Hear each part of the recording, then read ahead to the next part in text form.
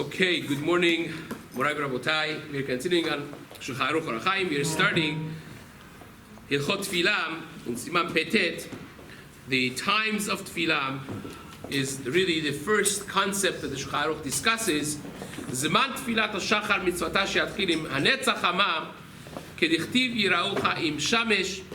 The Gemara says this really in Masechet Brachot Daf Chaf Vav, page 26, that the mitzvah of tefillah is, start of the time of the tefillah is to daven with netzach hama, with the sunrise, as the pasuk says, Yiraucha im shamesh.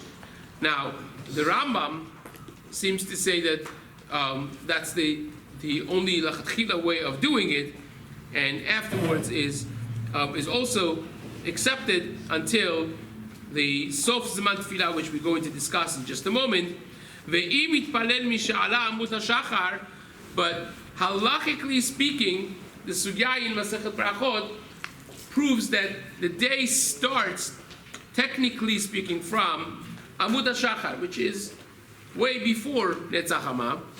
So that's the beginning of the day, but still is only b'di'eved because Yiraucha im Shamesh. The mitzvah of tefillah is really to do it from Netzach Hama, but day starts even before that, so push comes to shove, a person that has to head out early, as we will see, they could even daven earlier than Netzach Hama. We'll discuss the parameters of that, of how early they could start, B'ezrat Hashem, in the process of this Siman.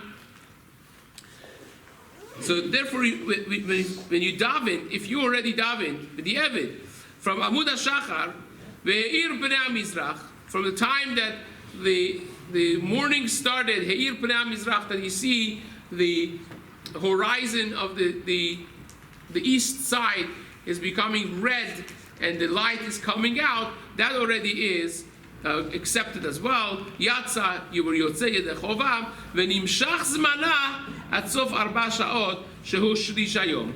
And the time of Tfilah is continued until the end of the fourth hour of the day, which is 1/3 of the duration of the day. Ve'im ta'a o avar. And if you made a mistake in calculation of hours, or you didn't make a mistake, but you were over on this halacha, and hitpalel achar arba sha'ot, and you davened after fourth hour until chatzot, until the halachic midday, afal pi she'en, even though she'en lo schar ki tefillah bizmana, you don't have a schar of tefillah bizmana, but schar tefillah miha ika, but you still have davened. You don't have a tefillah bizmana because you passed the zman of tefillah, but you still have a schar tefillah. Now after that, ve'achar chatzot, says the Ramah, asur leitpalel tefilat shacharit. You no longer could daven tefilat shacharit. It's asur to do that. V'ayin lekaman resh siman kufchet. We'll discuss this a little more as well. Now, the Mishna says Netzach Hama is the time sha'a sha'chama matchelet lizroach b'rashei harim. So we have, let me give a little bit of a preface here. There are three things that could be considered Netzach Hama. One is, if you have Netzach Hama, when you could get to see the sun, when it rises over the mountains. So imagine if the east is blocked by the mountains, and then you have the sun coming up, until you see Et Berashei Harim. You see the ball of sun, so to speak, coming out from on top of the mountains. Now, if you would think about this in a geographical way, this is way after the sun has come out of horizon. In other words, if you would flatten the mountains and imagine the surface level, the surface of the earth without the mountains, which is where it starts giving light and shedding light to the sky, because again, sun is a big object, and Earth is a big object. So we are blocked because we are little. We're blocked by mountains. But when the sun is out from the level of horizon, without the mountains, that already is lightening up the area we live in, without even being visible to the eye of the human beings that are blocked by the mountain. So there are three ways to imagine this. One is you have to wait all the way until you get to see the sun, which is way after you came out of the horizon, and that would be this.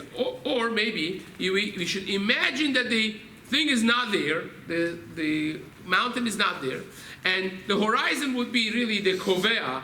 That would be the measurement of when the sun comes out of the horizon. That would be it. Now, of course, in the East Coast, it's a little bit easier because the horizon is basically the ocean.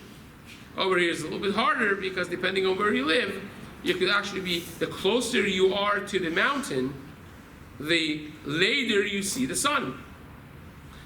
And then, even if it is the horizon, or for those who live in the East Coast, what exactly is the moment of Netzach Hama? Is it the moment that the top of the ball of the sun hits the horizon and you start seeing the sun? Or is it when the entirety of the sun, the ball of sun, is out, sitting on top of the horizon, which is about 2 minutes and 40 seconds after the first rays of the sun that's seen to you, when the top of the ball of the sun hits the horizon. So that, for the whole ball to come out, people think it takes longer. It's not. It's pretty quick, actually. It's 2 minutes and a half, 2 minutes and 40 seconds takes for the whole thing to rise above the horizon. So which one of those is Netzach Hama? So someone tells you, I daven with nets every day. What does that mean exactly? Does that mean that you daven with the first one, second one, or third one? And that question really poses the following question of, if it's not so clear in halacha, which one is better to do? Which one is better to do?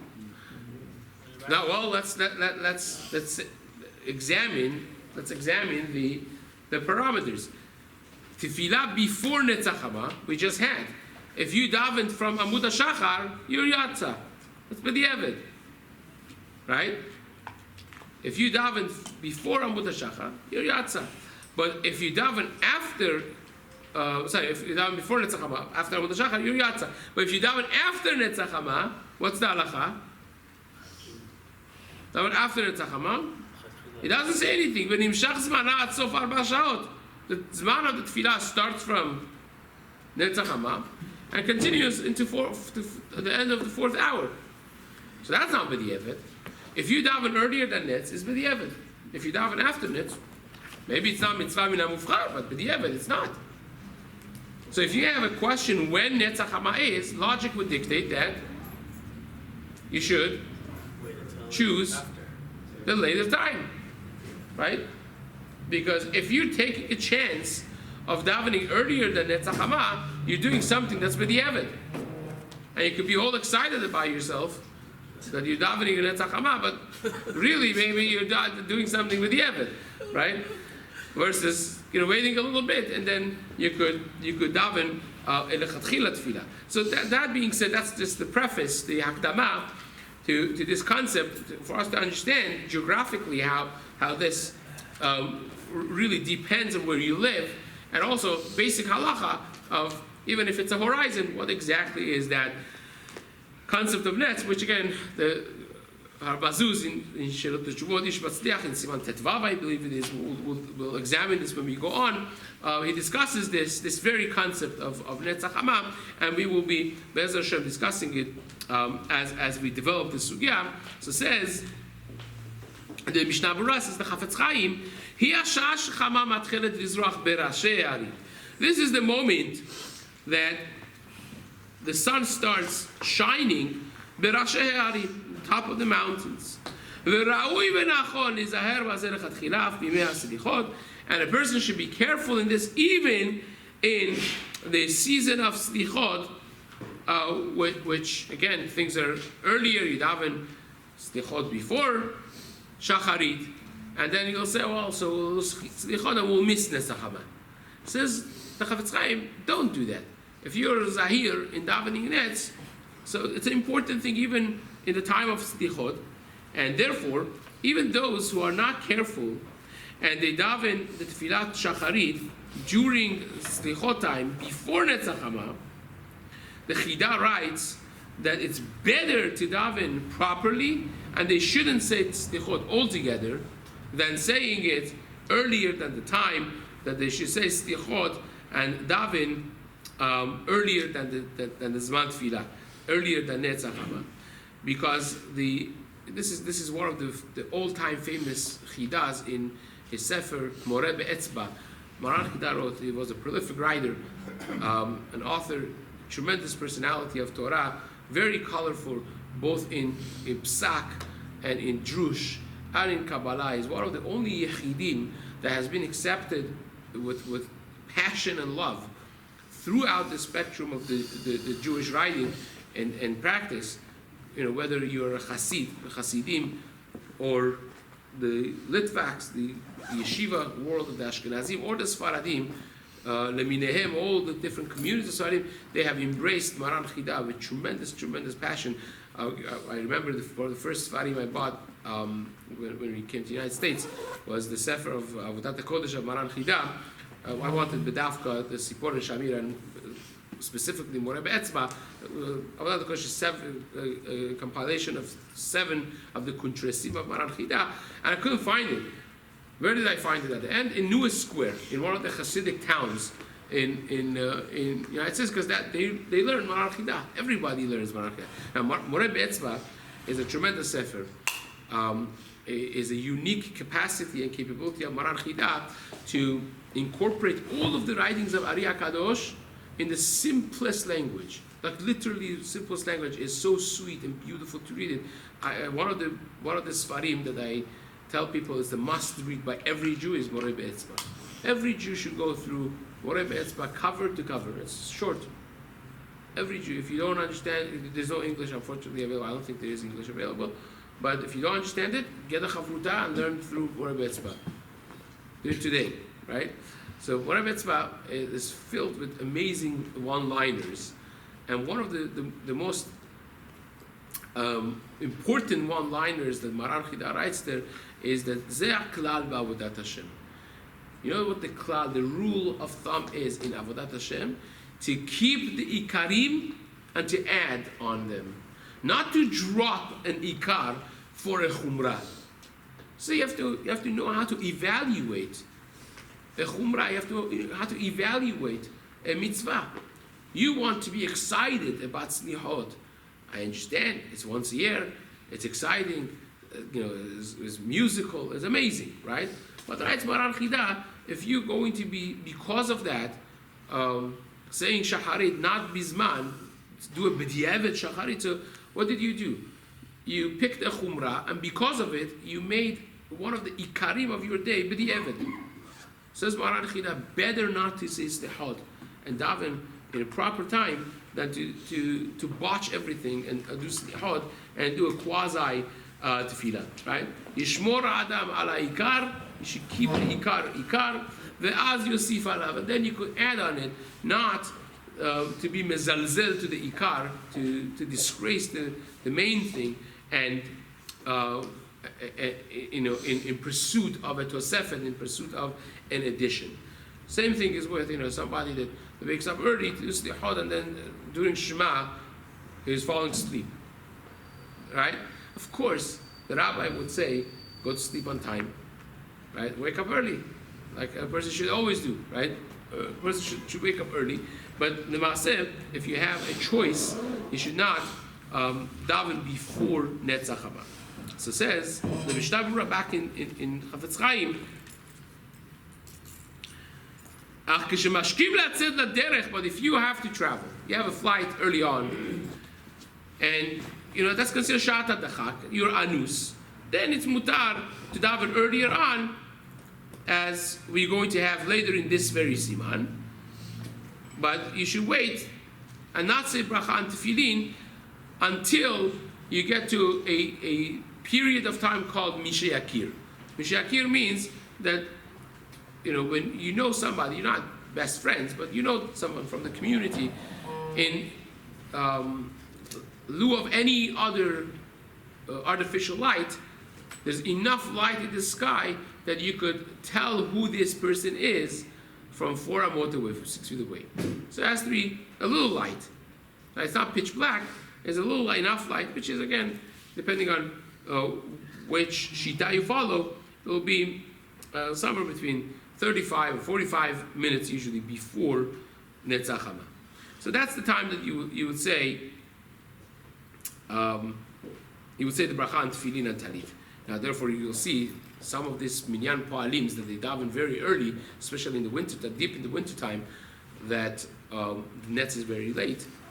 You'll find some minyanim that they start tefillah, they go all the way until Yishtabach, then they put on talit and tefillin.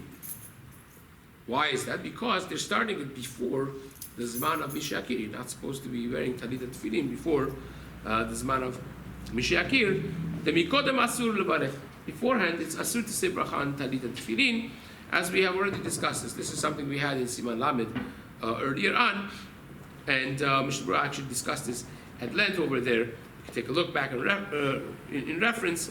But Chag HaShavuot, that's coming up right now, Baruch Hashem, Sheneorin kol halayla, that people stay up the entire night, mutar leitparel kodem hanetz. So then you could daven maybe before netz, because that's also considered sha'adachak, everyone is falling apart, is falling asleep. But on that, the Kaf HaChaim says, because we daven b'hashkama, we daven early in the morning, we should be very careful to make sure that actually the Amud HaShachar has arrived already.